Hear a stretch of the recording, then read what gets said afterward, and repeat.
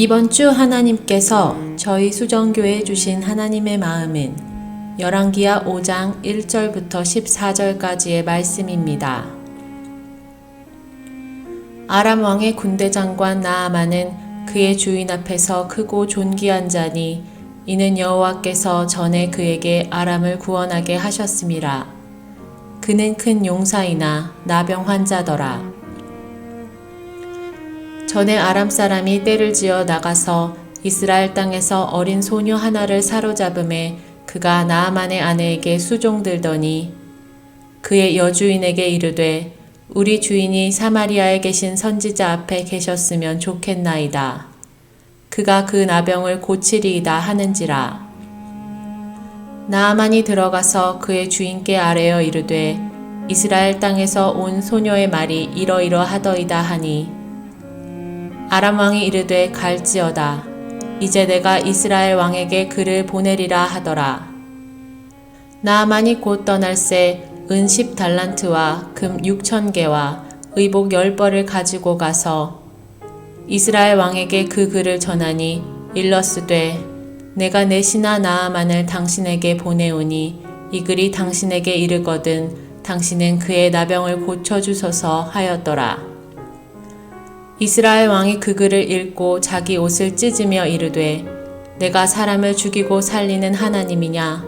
그가 어찌하여 사람을 내게로 보내 그의 나병을 고치라 하느냐? 너희는 깊이 생각하고 저 왕이 틈을 타서 나와 더불어 시비하려 함인 줄 알라 하니라. 하나님의 사람 엘리사가 이스라엘 왕이 자기의 옷을 찢었다 함을 듣고 왕에게 보내 이르되 왕이 어찌하여 옷을 찢었나이까? 그 사람을 내게로 오게 하소서. 그가 이스라엘 중에 선지자가 있는 줄을 알리이다 하니라. 나아만이 이에 말들과 병거들을 거느리고 이르러 엘리사의 집 문에 서니 엘리사가 사자를 그에게 보내 이르되 너는 가서 요단강에 몸을 7번 씻으라. 내 살이 회복되어 깨끗하리라 하는지라. 나아만이 노하여 물러가며 이르되 내 생각에는 그가 내게로 나와 서서 그의 하나님 여호와의 이름을 부르고 그의 손을 그 부위 위에 흔들어 나병을 고칠까 하였도다. 다메섹강 아바나와 바르발은 이스라엘 모든 강물보다 낫지 아니하냐. 내가 거기서 몸을 씻으면 깨끗하게 되지 아니하랴 하고 몸을 돌려 분노하여 떠나니 그의 종들이 나아와서 말하여 이르되 내 아버지여 선지자가 당신에게 큰 일을 행하라 말하였다면 행하지 아니하였으리이까. 하물며 당신에게 이르기를 씻어 깨끗하게 하라 함이리이까 하니 나아만이 이에 내려가서 하나님의 사람의 말대로 요단강에 7번 몸을 잠그니 그의 살이 어린아이의 살같이 회복되어 깨끗하게 되었더라. 아멘. 이번 주부터 12주 동안 우리 축복의 통로가 되는 12가지 성품이라는 주제로 하나님 말씀을 나누려고 합니다. 신앙생활은 결국 삶으로 귀결되게 되어 있습니다. 우리가 영생이라는 것도 사실은 그 의미가 무엇입니까? 영원히 산다라는 의미 아닙니까? 그러니까 예수를 진짜 잘 믿는다라는 것은 영생의 소망과 확신이 있고 또 그 믿음 속에서 이 주어진 이 땅의 삶을 하나님의 목적에 맞게 또 사명에 맞게 영광 돌리며 살아가는 것입니다. 하나님이 주시는 영원한 기쁨 가운데 그 섬김의 삶을 힘있게 감당하는 것입니다. 한 생애를 마치고 났을 때 적어도 예수 믿는 사람이라면 내 생애는 정말 아름다웠다라고 고백할 수 있어야 됩니다. 그리고 하나님의 은총 속에 정말 복된 인생이었다. 이 고백이 있어야 되는 것입니다.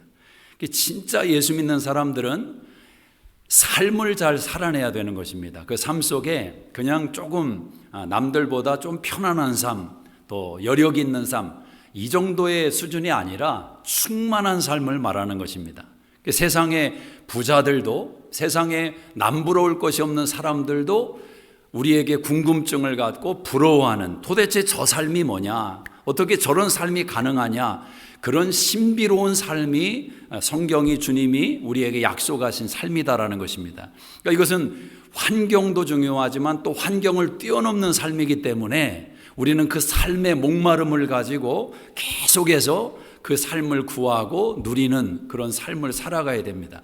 만약 예수 믿는 사람들이 삶 속에 실패한다면 이 불신자들이 바라볼 때 도대체 예수를 믿어서 당신의 인생 가운데 어떤 변화가 일어났느냐, 이런 반문을 불러일으킨다면 이건 참 신앙인으로서 이건 안타까운 것입니다. 그래서 저와 여러분이 내 삶을 한번 객관적으로 점검을 하고 나는 정말 복된 삶을 살고 있는지, 충만한 삶을 살고 있는지, 내가 내 생애를 마친다면 나는 정말 주 안에서 행복한 인생을 살았노라고 후회 없이 고백할 수 있는지 돌아보고 점검해야 된다는 거죠. 이것은 다른 사람의 이야기가 아니라 나의 이야기고 자신의 이야기다라는 것을 잊지 마셔야 됩니다. 그래서 이 과정을 통해서 조금 더 여러분의 삶이 하나님의 뜻 가운데 변화되고 그 삶이 하나님의 목적에 맞게 세워지는 그 은혜가 있기를 축복합니다. 여러분, 빨간색으로 이름을 써본 적이 있습니까? 여러분 자신의 이름을 최근에? 우리 좀 나이가 있으신 분들은, 아니 뭐 많은 나이가 아닐지라도 한국에서 생활을 해보신 분들은 이 빨간색으로 자기 이름 쓰는 것을 꼭 꺼려합니다. 그래서 뭐 헌금을 내려고 이렇게 책을 쓰다가 갑자기 볼펜이 없어요. 빨간색밖에. 그 이름을 쓰려고 할 때 왠지 이름이 안 써지는 경험들이 있으실지 모릅니다. 그래서 뭐 볼펜을 찾는다든지, 하여튼 빨간색으로 자기 이름을 쓰면은 안 좋다, 이런 어디서 근거도 없는 그런 생각이 우리 안에 와 있습니다. 꼭 저만 와 있는 것처럼 이렇게, 저는 그게 있었어요, 실제로. 왜 그런지 어디서 배웠는지 모르겠는데 빨간색으로는 제 이름을 안 쓰려고 하는 생각이 있었습니다.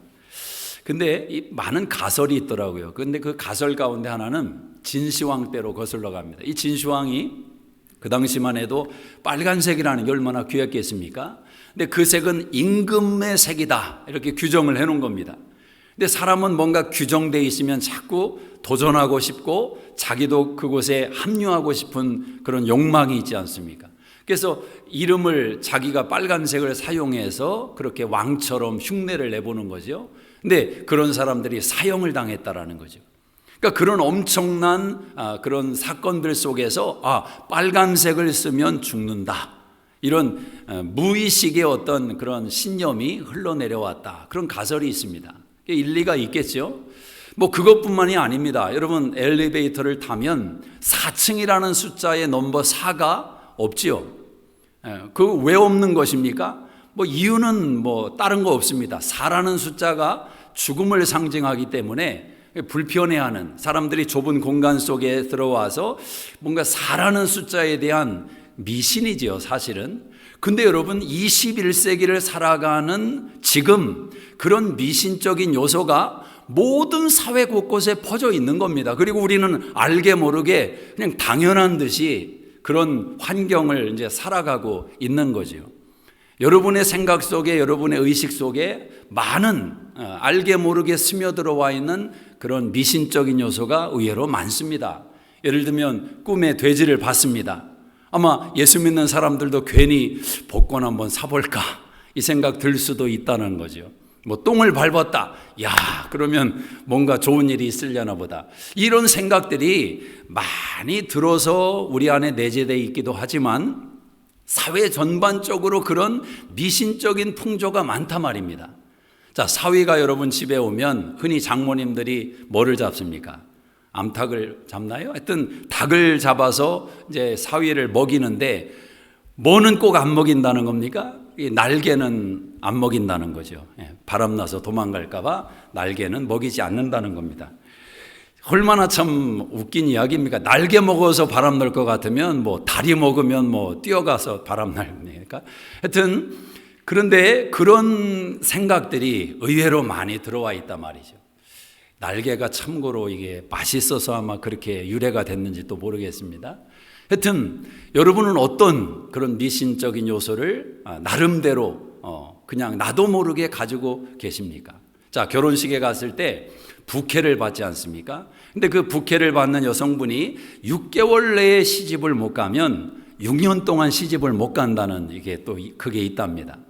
그래서 대개 부케를 받는 사람은 남자친구가 없는 사람들이 받으면 위험하다는 거죠. 그래서 결혼을 앞둔 이제 곧이어서 다음 타자가 될 사람들이 이제 부케를 의례적으로 많이 받는다는 것입니다. 자, 이렇게 여러 가지 미신적인 요소가 있고 우리는 알게 모르게 그런 것을 그냥 받아들이면서 그런가 보다 이제 살아간단 말입니다. 특별히 결혼을 앞두고 있는 젊은 남녀가 당사자들도 아닌데 부모들이 하는 일 가운데 하나가 뭡니까? 점쟁이를 찾아가서 궁합을 본다라는 거죠.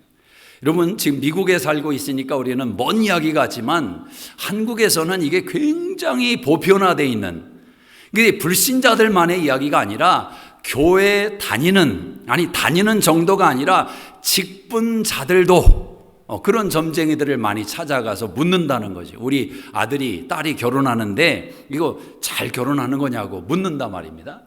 근데 참 이게 얼마나 어리석은 거냐면 그 점쟁이의 말을 듣고 내 아들과 딸의 인생의 행복을 결정짓는다.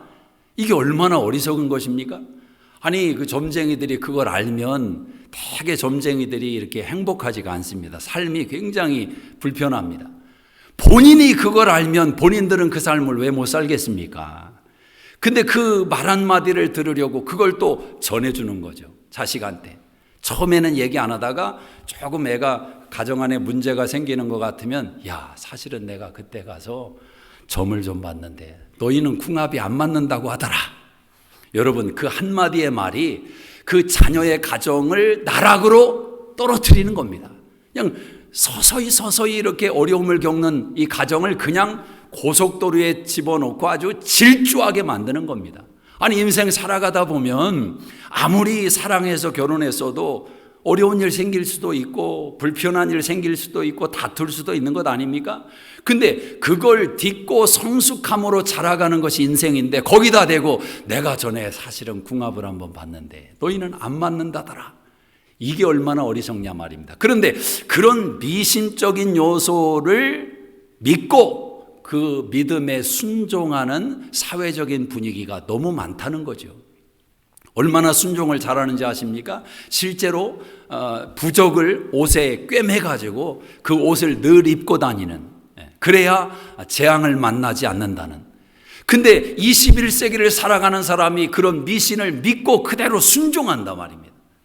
제가 왜 이런 이야기를 드리냐면 믿음이라는 것은 신뢰의 문제이고 신뢰라는 것은 순종으로 연결이 된단 말입니다. 자, 미신에도 이렇게 순종하고 철저하게 신뢰하며 살아가는 이런 삶이 보편화되어 있다면 우리의 신앙을 한번 점검해야 되는 것 아닙니까? 우리가 신뢰하고 의지하는 하나님께 우리는 얼마만큼의 순종을 드리고 있느냐라는 것입니다. 이 순종의 무게가 어느 정도냐? 여러분, 믿음은 순종과 동전의 앞면과 같은 그런 요소입니다. 그래서 믿음이 있으면 순종하게 됩니다. 믿음이 없으면 순종이 안 되는 거죠.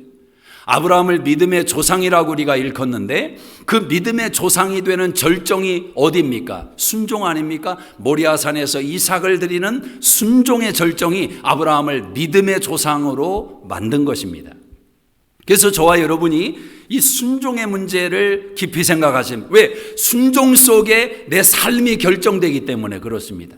하나님이 약속하신 진정한 축복의 삶은 순종 속에 담겨 있다라는 것입니다. 오늘 본문의 이야기는 여러분이 아시는 대로 나만 장군의 이야기입니다. 자, 나만이 누구인지는 아실 겁니다. 아람의 군대 장관. 그 아람의 군대 장관을 1절에서 이렇게 말씀하고 있습니다. 한번 1절을 읽어봅시다. 1절 시작. 아람 왕이 군대 장관 나아만은 그의 주인 앞에서 크고 젖귀한 산이 이는 여호와께서 전에 그에게 아람을 구원하게 하셨음이라. 그는 큰 용사이나 나병 환자더라. 자, 이 아람의 군대 장관 나아만은 왕에게 존귀함을 받고 큰 용사처럼 인정받는 사람이었습니다. 한 사람의 인생을 두고 본다면 나만 정도 살으면 잘 사는 겁니다. 사회적으로 인정받고 또 부귀영화를 누리고 나름대로 많은 사람들에게 영향력을 미치는, 이 정도의 삶을 산다면 그래도 성공한 인생 아니겠습니까? 참 보람되고 나름대로 의미 있는 인정하는 삶을 살았다. 그렇게 인정받을 것입니다. 자, 그런데 이런 사람에게 남들이 다 부러워할 만한 인생인데 이 사람에게 그늘이 있었다는 거죠. 빌딩이 높으면 뒤에 그늘이 짙은 것 아니겠습니까? 이 사람에게 나병이라는 문제가 있었습니다. 나병이라는 문둥병이죠. 자, 이 사람의 인생이 화려한 만큼 이 사람이 가지고 있는 그늘의 고통이 더 큰 겁니다. 사람이 이 비례해서 느끼는 고통이 똑같은 것입니다. 내가 만약에 연약함 가운데서 또 연약함의 문제를 가지고 있다면 이게 조금 더 받아들이는 수용이 강한데, 뭔가 이렇게 전면에 내세우고 있는 것이 너무 화려한데 뒤가 아프다. 이게 참 고통스러운 아픔이 되는 겁니다. 이 남한 장군에게는 얼마나 이 질병이 고통스러웠겠습니까? 근데 성경에서 이 나병이라는 문둥병이라는 이 병은 굉장히 영적인 병으로 성경이 설명을 합니다. 이 나병은 레위기 13장 2절에 보면 아주 작게 시작하는 병입니다. 반점으로 시작하기도 합니다. 그래서 눈에 잘 띄지도 않습니다. 점처럼 시작했다가 한 사람의 육체를 썩게 만드는, 그냥 굉장히 무서운 거죠. 그리고 전염성이 그렇게 강한 것입니다. 한번 번져가기를 시작하면 감당할 수가 없는 겁니다. 요즘 코로나 때문에 우리가 고민이지만 이것도 코로나는 유도 아니다 말이죠. 이건 사람을 죽음으로 몰고 가는 무서운 전염적인 능력이 있습니다. 그리고 이 병은 결국에 가서 한 사람의 인생을 완벽하게 무너뜨리는데, 그 개인만 무너뜨리는 것이 아니라 그 개인의 모든 관계를 무너뜨려 버리는 겁니다. 문둥병에 걸리면 아무리 사랑하는 사람일지라도 함께 할 수가 없습니다. 그제 단절해야 되고 그때부터 함께 식탁을 나눌 수 없는 그런 인생으로 전락해 버리는 것입니다. 그래서 문둥병이라는 것은 굉장히 무서운데, 이것이 꼭 죄라는 속성을 우리에게 가르쳐주는 질병이더라라는 것입니다.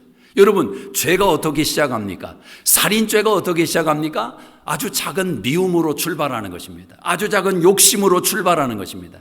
그것이 내 온 생각을 전염시키고 그것이 내 가족과 이웃과 온 사회를 오염시키는 거죠. 그래서 한 사람의 죄가, 성경은 말씀합니다, 아담 한 사람의 죄가 온 인류를 사망으로 인도해 버리는, 죄는 이렇게 무서운 파괴력이 있습니다. 또 죄는 모든 관계를 끊어놓지 않습니까? 자, 창세기 3장에 아담과 하와가 선악과를 따먹으니 하나님과의 관계도 끊어지고 사랑하는 사람과의 관계도 끊어지고 원망으로 치닫게 되는, 죄는 이렇게 무서운 속성을 가지고 있단 말입니다. 근데 이 질병을 해결할 수가 없었습니다. 자, 모든 질병이 나름대로 치유받을 수 있는 길이 있지만 이 문둥병은 불치의 병으로, 고침받지 못하는 병으로 인정받고 있었단 말이죠. 마찬가지입니다. 죄도 그런 것입니다. 여러분, 자기 스스로 죄를 해결할 수 있는 인생이 아무도 없다라는 거죠. 그래서 이 문둥병은 죄의 속성을 잘 묘사하는 질병으로 성경이 말씀합니다. 예레미야 13장 23절에 구스인이 그 피부를, 표범이 그 반점을 변할 수 있느냐? 만약 할 수 있을진데 악에 익숙한 너희도 선을 행할 수 있을 것이다. 이건 반문적으로 얘기하는 겁니다. 구스인이 피부를 바꿀 수 없다는 겁니다. 표범이 반점을 스스로 없앨 수 없다는 것입니다. 마찬가지로 악한 사람들이 선을 추구할 수도 없고 죄의 문제를 스스로 해결할 수 있는 인생이 아무도 없다라는 거죠. 자, 그런데 우리에게 소망이 있습니다. 그 소망이 무엇입니까? 그 반점을 희게할 수 있는, 그 죄를 깨끗하게 씻어낼 수 있는 능력이 우리 안에는 없지만 예수 안에는 있다라는 거죠. 그래서 예수님께서 마태복음 8장 3절에 마태복음에서 가장 먼저 베푸신 치유의 기적의 사건으로 문둥병을 고치셨습니다. 내가 원하노니 깨끗함을 받으라. 그 문둥병이 예수님의 말씀으로 치유받았다라는 거죠. 자, 그렇다면 예수님 죄의 문제를 해결할 수 있는 유일한 길이다. 우리가 그것을 복음이라고 붙들고 살아가는 것 아니겠습니까? 복음은 나의 죄의 문제를 해결한 소식인 줄로 믿습니다. 복음 외에는 내 죄의 문제를 정리할 수 있는 능력이 존재하지 않는다라는 것입니다. 자, 그런데 오늘 이 나만 장군, 마치 나병에 걸려서 죽을 병에 걸려서 죽을 죄에 사로잡혀 있는 이 인생에게 복음의 소식이 들려왔다라는 것입니다. 자, 그 소식이 뭐냐? 3절을 한번 읽어봅시다. 3절 같이 한번 읽습니다. 시작. 그의 여주인에게 이르되 우리 주인이 사마리아에 계신 선지자 앞에 계셨으면 좋겠나이다. 그가 그 나병을 고치리다 하는지라. 자, 이 나만 장군에게 이스라엘에서 잡아온 여종이 하나 있었는데 이 여종이 자기 여주인에게 그렇게 고백하는 겁니다. 이스라엘에 선지자가 계시는데 우리 주인이 그 선지자를 만나면 고침을 받을 것인데 그 선지자를 만나면 고침을 받을 것입니다. 이 소식을 들려준 겁니다. 자, 이 소식을 전해들은 여주인이 그 소식을 나만 장군에게도 전해준 것입니다. 그 나만 장군이 그 소식을 듣고 어떤 반응을 보이느냐? 자, 5절을 한번 읽어보겠습니다. 5절 같이 읽습니다. 시작. 아람 왕이 이르되 갈지어다. 4절을 읽습니다. 시작. 나만이 들어가서 그의 주인께 아뢰어 이르되 이스라엘 땅에서 온 소녀의 말이 이러이러하더이다 하니 아람 왕이 이르되 갈지어다. 자, 여러분 이 과정을 한번 잘 생각해 보십시오. 지금 여종이 한 여주인에게 소식을 전한 겁니다. 우리 이스라엘에 선지자가 있는데 그 선지자를 우리 주인 나만 장군이 만나면 고침을 받을 것인데요. 그 소식을 듣고 여주인이 또 나만 장군에게 말했습니다. 그리고 나만 장군이 그 소식을 아람 왕에게 전했습니다. 이 과정이 우리가 흔히 말하는 복음의 전파 경로를 그대로 담아내고 있는 것입니다. 여러분 이 여종의 역할, 여종을 생각해 보십시오. 내가 믿지 않는다면, 확신하지 않는다면 이렇게 말할 수 있겠습니까? 여종인데 말 한마디 잘못했다가 목숨이 달아날 수 있는 위험성이 있는데 말할 수 있겠느냐는 겁니다. 보통 확신이 없으면 말하지 못하는 겁니다. 여러분 우리에게는 어찌 보면 이 여종의 믿음이 필요한지 모릅니다. 여종의 믿음. 여러분 삶의 주변 가운데 이웃들 가운데 그런 사람이 있습니까? 너무너무 힘들어요. 갈등과 반목과 싸움으로 행복해하지 못하는 그런 가정들을 바라보면서 여러분 마음속에 그런 생각이 드냐 말입니다. 저 가정이 예수님 만나면 변화될 텐데, 예수님 만나면 행복을 경험할 텐데 이 생각이 드냐 말입니다. 경제적으로 너무 어려워하는, 날마다 너무너무 힘들게 어렵게 살아가는 가정들을 바라보면서 너무 힘들어하는 그런 가정들을 바라보면서 그런 생각 들 수 있겠습니까? 저분들이 예수님 만나면 저 문제 해결될 텐데, 하나님의 도우심을 받을 텐데, 뭐 그런 믿음과 확신이 드냐 말입니다. 여러분 적어도 이 확신이 없으면 말할 수 없는 겁니다. 아니 천국에 대한 확신이 없는데 예수 믿으라고 이게 나오겠습니까?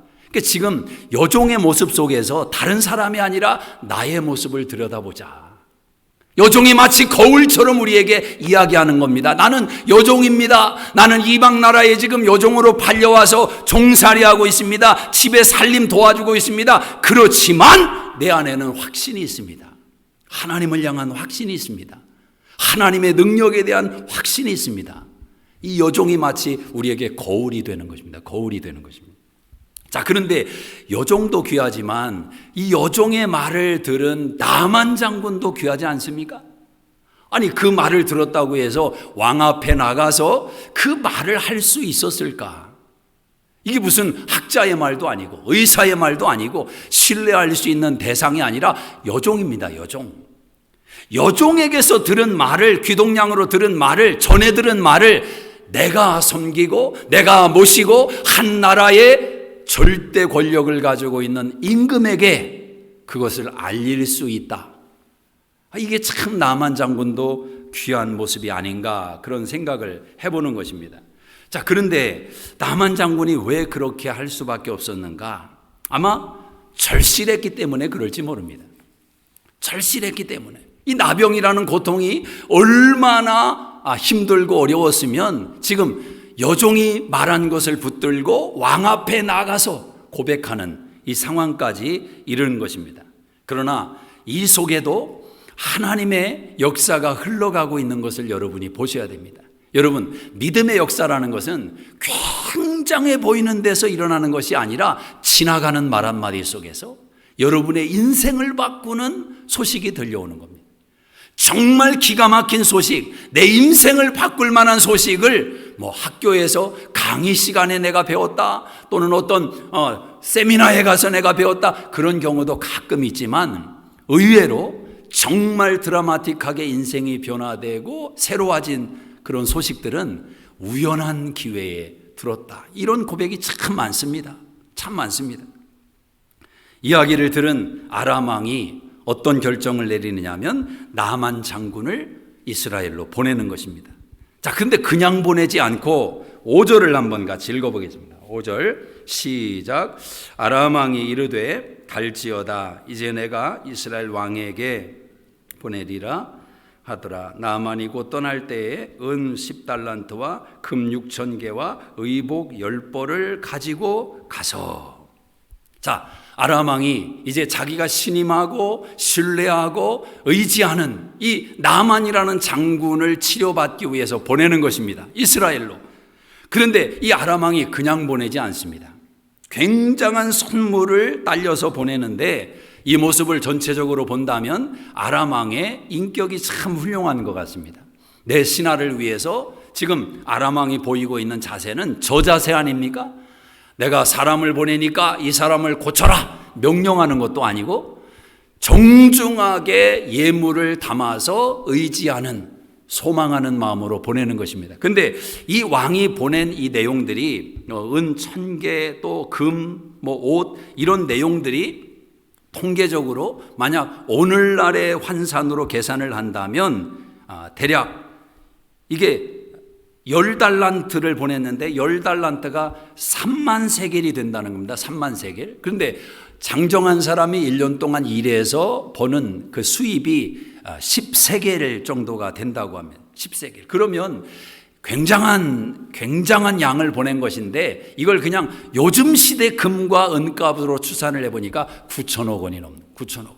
물론 과거에는 그런 개념까지는 아니었겠지만 여하튼 작은 수의 내용은 아니었다라는 거죠. 온갖 정성을 다해서 지금 나만 장군의 치료를 위해서 이스라엘에 지금 나만을 보내고 있는 것입니다.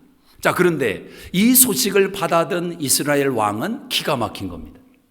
전혀 다르게 해석을 하는 겁니다. 그래서 신하들을 불러 모아놓고 회의를 벌이는 겁니다. 지금 이런 요청을 받았는데 이것은 분명히 우리를 공격하기 위해서, 틈을 노리기 위해서, 빌미를 얻기 위해서 지금 작업을 거는 것이다. 한쪽에서는 믿음으로 행동을 보이고 있습니다. 그러나 다른 쪽에서는 전혀 다르게 해석을 내리고 있습니다. 이것도 어찌 보면 인생일지 모릅니다. 믿음으로 다가오는 것을 바라볼 수 없는 현실의 연약함. 자, 그 상황 속에서 나만 장군이 도착하는 것을 엘리사가 듣게 되었습니다. 엘리사는 왕에게 염려하지 말라고, 그리고 그 나만 장군을 나에게 보내달라고 요청을 하는 것입니다. 10절을 한번 읽어봅시다. 10절 시작. 엘리사가 사자들 그에게 보내 이르되 너는 가서 요단강에 몸을 7번 씻으며 내 삶이 회복되어 깨끗하여지리라 하는지라. 자, 나만 장군이 엘리사 집에 도착을 하게 되었습니다. 그럼 이제 통상적으로 우리가 생각할 수 있는 것은 이방 나라에서 손님이 왔으니까 자기에게 찾아온 것 아닙니까? 그러니까 정성을 다해서 나가서 맞이하고 웰컴하고 이제 그가 원했던 대로 기도해서 고침을 받든지 못 받든지 결정이 날 것 아닙니까? 근데 지금 이 엘리사가 보이고 있는 반응은 좀 무례해 보일 수도 있고 좀 어색한 그런 장면이 등장하고 있습니다. 내다보지도 않고 하는 말이 요단강에 7번 몸을 담으라고 해라. 그러면 깨끗해질 것이다. 그럼 말 한마디 툭 던져놓는 것입니다. 자, 그 말을 받아든 나만 장군이 어떻게 반응을 보이는가? 11절을 한번 봅니다. 11절. 같이 읽습니다. 시작. 나만이 노하여 물러가며 이르되 내 생각에는 그가 내게로 나와서서 그의 하나님 여호와의 이름을 부르고 그의 손을 그 부위에 흔들어 나병을 고칠까 하였더라. 자, 지금 이 나만 장군이 화가 났습니다. 굉장히 화가 났습니다. 그러면서 하는 말이 자기 생각으로 아니 이게 지금 말이 되냐 말입니다. 지금 엘리사가 내 앞에 나와서 내 부위에 손을 대고 흔들어서 나병을 고치는 기도를 드려야 되는데 지금 요단강에 들어갔다가 나와라? 지금 노해서 물러가려는 나만 장군의 모습이 등장합니다. 자, 그런데 여기에 성경이 이런 말씀을 기록하고 있습니다. 우리의 섬김을 가로막는 결정적인 장애물, 하나님이 의도하신 축복의 삶으로 충만함의 삶으로 들어가는 길목에 서서 우리를 가로막고 있는 결정적인 장애물을 이야기합니다. 그것이 무엇입니까? 다른 힘과 다른 세력이 아니라 바로 내 생각이다. 내 생각에는 여러분, 하나님은 여러분에게 기가 막힌 인생을 준비해 놓으셨습니다. 믿으십니까? 아니, 천국을 준비하셨다고 믿는다고 말하면서 아들 예수까지 보내주셔서 우리를 구원하신 하나님이라고 믿으면서 이 땅의 인생을 살아갈 때는 고아처럼 내버려 둔다고 믿는 것이 믿음이냐 말입니다. 그 믿음 아닙니다. 하나님은 우리를 고아처럼 내버려 두지 않습니다. 우리를 품에 안으시고 돌보시고 지켜주시고 인도해 주십니다. 이스라엘아 너는 행복자로다. 왜? 내가 있기 때문에. 이거 하나님의 말씀 아닙니까? 그런데 문제가 어디에 있느냐? 그 삶으로 들어가지 못하는 이유가 어디에 있느냐? 바로 여기에 있단 말이에요. 내 생각에는. 그 생각 속에는 치료와 자존심을 동시에 붙들고 싶은 겁니다. 치료와 자존심을. 나만이 생각하는 치료의 방법이 있습니다. 엘리사가 나와서 내 부위에 손을 얹고 기도해서 멋지게 고치는 것입니다. 내 생각에는. 근데 여러분, 사람이 얼마나 어리석습니까? 자신의 문제가 무엇입니까? 나병 아닙니까? 문둥병 아닙니까? 그거 고치기 위해서 이 먼 여행길을 온 것 아닙니까? 그러면 그 생각, 자기 생각은 올 때 아람 땅에 두고 와야 되는 것 아닙니까? 아니, 자기 생각으로 안 해본 게 있습니까? 의사 안 만나봤겠습니까? 치료 방법 동원해보지 않았겠습니까? 5만 가지의 방법을 다 해봤지만 치료 못 받은 것 아닙니까? 안 되니까 여기까지 온 것 아니겠습니까? 그러면 과거에 가졌던 생각은 내려놔야 되는 거죠. 내가 해봐도 안 됐던 생각들 내려놓고 이제 엘리사 앞에 겸손함으로 순종하는 마음으로 서야 되는 것 아닙니까? 그런데 여전히 내 생각을 붙들고 이스라엘까지 온 것입니다. 오늘 우리의 삶을 가로막는, 하나님은 더 깊은 삶을 준비해 놓으셨는데, 더 충만한 삶을 준비해 놓으셨는데 왜 내가 그걸 누리지 못할까? 거기에 바로 이 생각의 장애물이 있다라는 거예요. 요즘 보통 사람들, 현대인들은 다 웬만해서 박사 아닙니까? 유튜브 박사. 유튜브에 들어가면 없는 게 없으니까 그거 보고 저도 뭐 웬만한 것만 고치고 다 하거든요. 그렇지만 그렇게 상식을 얻고 정보를 얻게 되지만 전문가 앞에 서면은 겸손해야 합니다. 전문가 앞에 서가지고 한단 말, 제가 유튜브 보니까 그거 아니던데요. 아니, 의사 앞에 서가지고 그러는 환자라면 그 의사가 보고 싶겠습니까? 제가 유튜브 보니까 그건 그 병이 아닌 것 같은데. 그럼 왜 와? 병원에 왜 와? 여러분, 하나님 앞에서도 그런다 말입니다. 하나님, 맞습니다. 맞아요. 다 옳습니다. 그리고 나서 꼭 마지막에 그러죠. 하지만 내 생각에는 아닌 것 같습니다. 아닌 것 같습니다. 여러분, 이것이 나만만의 문제냐라는 것입니다. 저는 그렇게 생각을 합니다. 아니, 내가 나만의 입장이었다면 어떻게 했을까? 저도 나만처럼 했을 것 같은 생각이 들어요. 기분이 나빴을 것 같아요. 기분이 굉장히 언짢아졌을 것 같아요. 감정이 상했을 것 같아요. 아닌가 보다. 돌아가자. 화도 났을지 몰라요. 지금 나만이 그래요. 여러분 같으면 화 안 나겠습니까? 지금 1분 거리 10분 거리 걸어온 게 아니지 않습니까? 기대와 소망을 가지고 예물까지 동원해서 많은 병거를 몰고 그렇게 왔는데 내다보지도 않고 요단강에 들어가라. 이게 손님 대접하는 겁니까?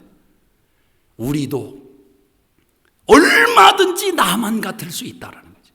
나만 같을 수 있다. 우리 안에는 알게 모르게 특권의식이 다 있습니다. 내가 힘이 좀 부족하고 내가 좀 여기에 달려있는 배지가 어떤 명함들이 그렇게 시원치 않아서 우리는 조금 잠잠하는 것 뿐이지, 만약에 명함이 생기고 물질이 생기고 힘이 생기고 그럼 우리도 알게 모르게 특권의식이라는 것이 조금씩 살아나기를 시작하는 것입니다. 그것이 우리를 가로막는 걸림돌이 되는 것입니다. 여러분이 나만의 생각이 여러분의 생각 아니십니까? 지금 나만은 자기 생각을 가지고 화가 나 있습니다. 분노하고 있습니다. 자, 반대로 엘리사 입장에서 그거 좀 나가주지. 손님이 왔는데 자기에게 치료받기 위해서 멀리서 예물을 가지고 왔는데, 아니 그거 인격적으로라도 의존적으로라도 그냥 나가서 맞아줘야 되는 것 아닙니까? 왜 그랬을까? 어떤 성경학자는 그럽니다. 레위기 14장에 하나님께서 나병 환자를 접촉하는 것을 금해 놓으셨기 때문에 율법을 지키기 위해서 나병 환자를 가까이 하지 않기 위해서 엘리사가 그랬다. 그것도 일리가 있을지 모르겠습니다. 하지만 다른 곳에서 엘리사가 이런 적이 있습니다. 죽은 여인의 아들을, 그 죽은 아들을 엘리사가 살려내기 위해서 그 위에 자기의 몸을 얹히고 기도해서 낫게 했던, 죽은 시체에 손을 댄 것이 아니라 자기 몸을 올려놨던 사람이 엘리사입니다. 그것만 보면 꼭 율법을 지키기 위해서 그렇게 한 것은 아닐 것 같습니다. 그러나 전후 맥락을 다 들여다볼 때 바로 여기에 문제가 있지 않는가. 엘리사는 지금 나만의 마음의 현주소를 보고 있다라는 것입니다. 나만의 마음을 보고 있습니다. 내 생각으로 가득 차 있는 나만을 보고 있습니다. 그도 그럴 것이 9절을 한번 읽어보겠습니다. 9절 같이 읽습니다. 시작.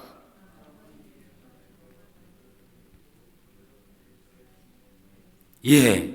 자, 나만이 오는데 그냥 왔습니까? 그냥 온 게 아니라 여러 말들과 병거들을 거느리고 엘리사 집에 왔다. 아니 지금 고침받으러 오는 사람들이 군사를 데리고 올 이유가 없지 않습니까?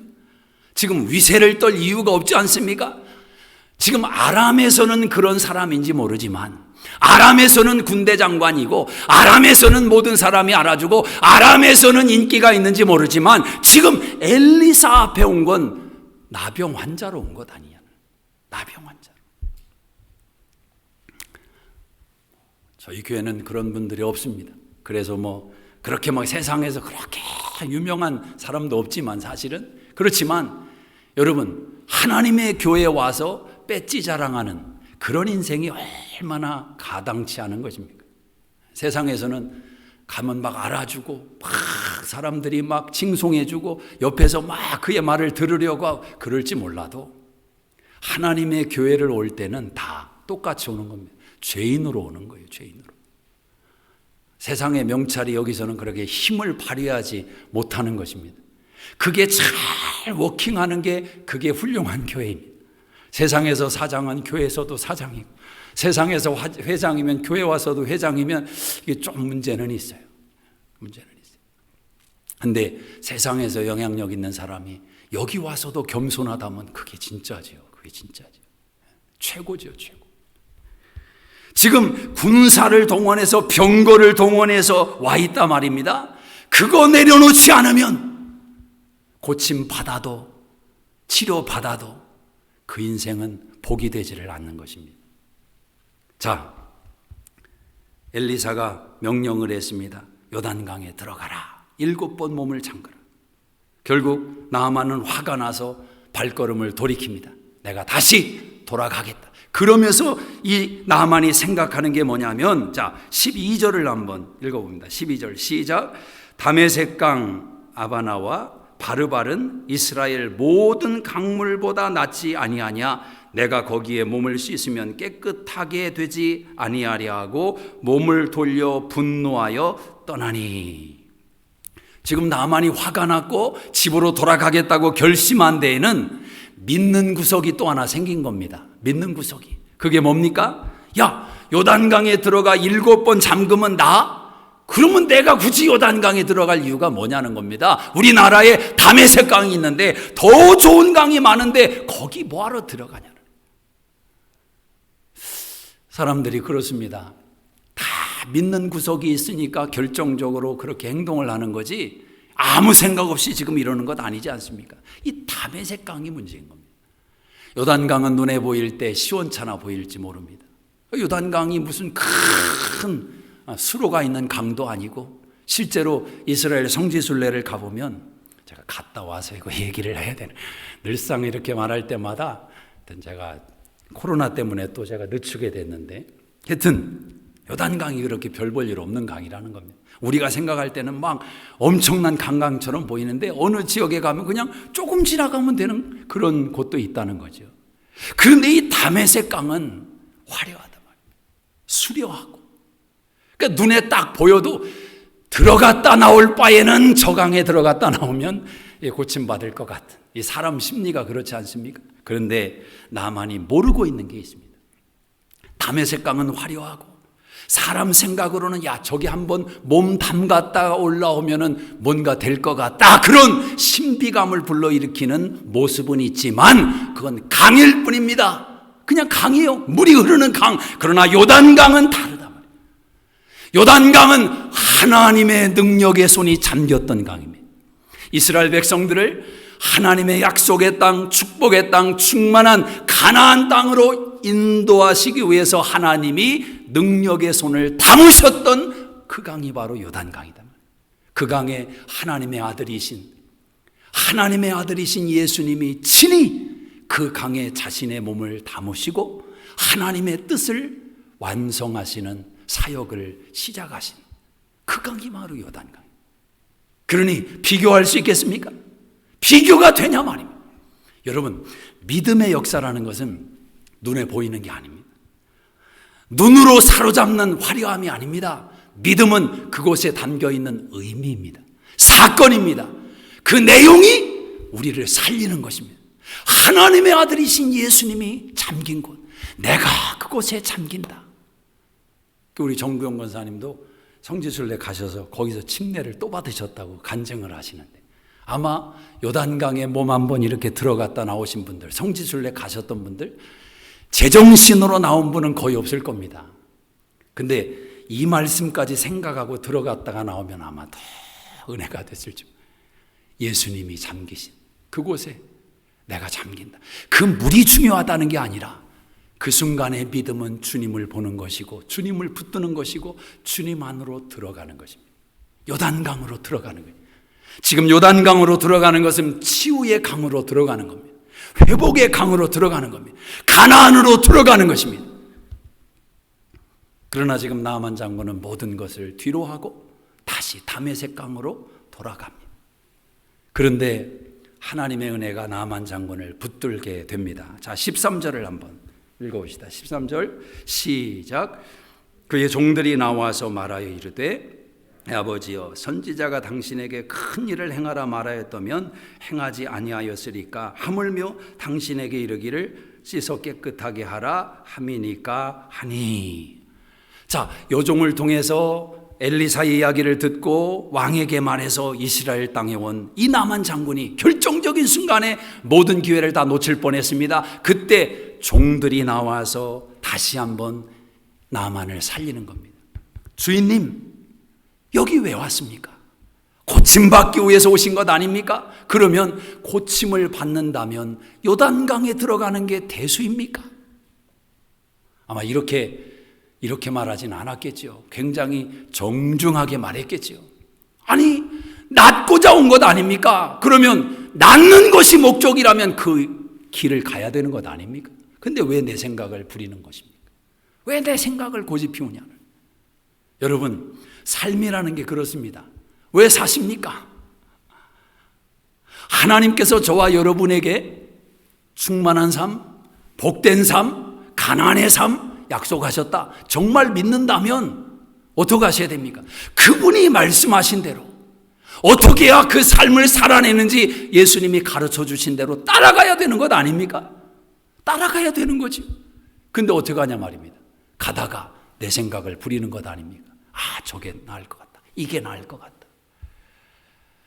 이 순종이라는 것이 라틴어 obedience라는 영어도 사실은 라틴어 오디오에서 나온 단어입니다. 오디오. 듣다. 순종은 듣는 것입니다. 근데 그냥 듣는 게 아니라 라틴어의 오디오라는 말은 굉장히 적극적으로 듣는 것입니다. 몸을 기울이고 그 말 속에 귀를 경청하며 내가 그대로 움직여 보겠다고 듣는 것이 오디오입니다. 그게 순종이에요. 근데 대부분 사람들이 순종을 귀로 듣는 것으로 생각합니다. 여러분, 우리가 사울을 불순종으로 책망하고 불순종의 상징으로 말하지만 사울도 들었습니다. 들은 거예요. 그러나 다 듣지를 않았죠. 그게 불순종이 되는 겁니다. 그게 오디오가 안 되는 거예요. 여러분, 완전히 안 듣는 사람은 거의 없습니다. 대부분의 사람들은 듣는 신용은 다 합니다. 그러나 결정적인 순간에 그걸 안 듣는 거죠. 그걸 들어야 되는 것입니다. 그런데 이 나만이 참 훌륭한 점은 그걸 들을 수 있는 귀가 있는 사람이에요. 지금 감정이 상해서 화가 나서 돌아가고 있는데 말이 들어오겠습니까? 왕이 와서 말해도 들릴까 말까인데 종들이 말하는 게 들어오겠느냐 말입니다. 여러분 지금 화가 나 있는데 막 폭발하기 직전인데 누가 와서 여러분에게 바른 지적을 한번 딱 해보십시오. 그 화가 그 사람에게 다 쏟아부어질 겁니다. 안 들리는 겁니다. 근데 적어도 나만은 그 말을 들었다라는, 이게 은혜지, 은혜. 가만히 생각해 보니까 그렇지, 내가 낳고자 해서 왔는데 요단강에 들어가는 게 무슨 대수냐. 그는 깨닫고 요단강에 들어갑니다. 변화된 것은 아무것도 없습니다. 엘리사가 또 다른 말을 보낸 것도 없습니다. 그 종들의 말을 듣고 순종함으로 요단강에 들어갑니다. 14절에 같이 읽습니다. 시작. 이에 내려가서 하나님의 사람의 말대로 요단강에 7번 몸을 잠그니 그의 살이 어린아이 살같이 회복되어 깨끗하게 되었더라. 나만이 종들의 말을 듣고 요단강에 내려갔습니다. 내 생각은 높은 곳에 있었어요. 다메섹강. 그러나 요단강으로 내려갑니다. 겸손으로 내려갑니다. 순종으로 내려갑니다. 여종의 말을 순종했던 나만, 종들의 말을 순종한 나만, 지금은 하나님의 사람의 말을 순종해서 요단강에 내려갑니다. 그 결과는 무엇입니까? 그의 살이 어린아이 살처럼 깨끗하게 고침을 받았더라. 여러분 행복하십니까? 너무너무 감사하고 충만한 삶을 누리십니까? 하나님이 우리에게 예비하신 삶은 그런 삶입니다. 마귀는 죽이고 멸망시키기 위해서 왔지만 나 예수는 생명을 주고 더 풍성케 하기 위하여 왔다. 그 삶으로 들어가는 길을 가로막고 있는 여러분의 생각을 잘라내셔야 됩니다. 하나님 말씀이 무엇입니까? 저는 가끔 부부들이 괴로워하고 다툼과 갈등 속에 대화하는 그런 방송들이 종종 나오더라고요. 유명한 사람들인데 막 서로 자기 주장들을 펴니다. 이래서 못 살겠다고, 막 죽겠다고. 근데 가만히 이렇게 짧은 시간이지만 그걸 지켜볼 때 제 입에서 그냥 툭 나오는 말, 답을 못 찾았구나. 답이 있는데. 하나님 말씀에 얼마나 심플한 답이 있습니까? 남편은 아내를 목숨을 다해 사랑하고 아내는 남편에게 순종하라. 막 요구해요. 당신 뭐 안 해줬잖아, 뭐 안 도와줬잖아, 당신은 이렇잖아 저렇잖아. 근데 그 속에 담겨있는 걸 바라보는 제 눈 속에는 많은 거 요구하는 게 아닌데, 존중받고 싶어 하는데, 사랑받고 싶어 하는데, 비단 부부관계뿐이겠습니까? 부모와 자녀 사이에 하나님이 주신 말씀대로 순종한다면 여러분 사업을 운영하면서 직장 생활하면서 하나님의 말씀이 여러분의 가치관과 생각과 결정 내리는 것을 지배하고 있다면 얼마나 많은 놀라운 변화가 삶이 우리 인생 가운데 드러나겠습니까? 내 생각 내려놓으셔야 됩니다. 그리고 요단강에 들어가셔야 됩니다. 주님이 잠기우신 그 강에 우리도 순종함으로 들어가야 됩니다. 거기에 풍성한 삶, 축복의 통로가 되는 비밀이 있습니다. 기도하겠습니다.